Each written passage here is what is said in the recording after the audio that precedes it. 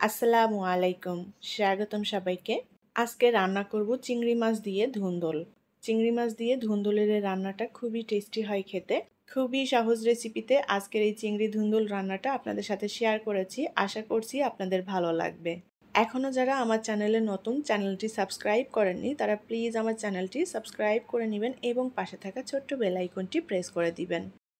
রান্নার জন্য আমি এখানে আধা কেজি পরিমাণ ধুন্দুল কেটে নিয়েছি। ধুন্দুলের উপরের খোসা ফেলে দিয়ে ভালোভাবে ধুয়ে তারপরে এভাবে ছোট ছোট টুকরো করে কেটে নিয়েছি। ধুন্দুল যার যার পছন্দ মতো করে কেটে নেওয়া যাবে। রান্নার জন্য এখন প্যানে আমি 2 টেবিল চামচ পরিমাণ তেল দিয়ে দেব। এখন এই তেলের মধ্যে দিয়ে দেব পেঁয়াজ এবং রসুন কুচি। পেঁয়াজ রসুনটা আমি হালকা ভেজে নেব। মিডিয়াম সাইজের 2টা পেঁয়াজ কুচি করে নিয়েছি আর 1 টেবিল চামচ নিয়েছি রসুন কুচি। পেঁয়াজ রসুন চাইলে এখানে বেটেও দেওয়া যাবে। হালকা করে পেঁয়াজ রসুনটা আমি ভেজে নিয়েছি। এখন এর মধ্যে দিয়ে দেব চিংড়ি মাছ।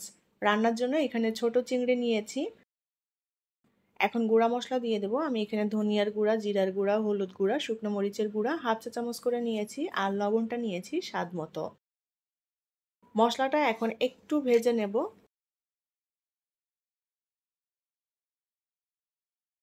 এবার এর মধ্যে দিয়ে দেব কেটে রাখা ধুন্দুল। ধুন্দুল দিয়ে নেড়েচেড়ে সবকিছু একত্রে মিলিয়ে নেব। আমি আজকের এই ধুন্দুলটা একটু ঝোলঝোল করে রান্না করব। চিংড়ি মাছ দিয়ে ধুন্দুলটা একটু ঝোলঝোল করে রান্না করলে খেতে ভালো লাগবে। তবে কেউ যদি ঝোল না রাখতে চান সেক্ষেত্রে আর এখানে পানি অ্যাড করতে হবে না। ধুন্দুল থেকে যে পানিটা বের হবে এই পানিটা দিয়ে রান্না হয়ে যাবে। সুন্দরভাবে কষিয়ে নিয়েছি ধুন্দুল। এখন একটু পানি দিয়ে দেব যেহেতু আমি ঝোল রাখবো। আর ঝোলটা আমি খুব বেশি রাখবো না, সেভাবেই পানিটা দিয়ে দিলাম। নেড়ে চেড়ে 3-4 মিনিট রান্না করে নিয়েছি। এখন কিছু কাঁচামরিচ দিয়ে দেব। কাঁচামরিচগুলো ছোট টুকরো করে নিয়েছি। নেড়ে চেড়ে আরও কিছুক্ষণ রান্না করে নেব। চিংড়ি মাছ দিয়ে ধুন্দুল রান্নাটা অনেকভাবেই করা যায়। আমি আজকে যেভাবে করলাম এটা খুবই সহজ একটা পদ্ধতি আর ঝটপট করে রান্না করে নেওয়া যায়। আর এটা খেতেও কিন্তু খুবই টেস্টি হয়।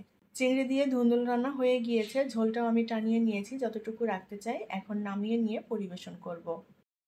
তৈরি হয়ে গেল দারুণ সুস্বাদু এবং মজাদার চিংড়ি দিয়ে ধুন্দুল রান্না।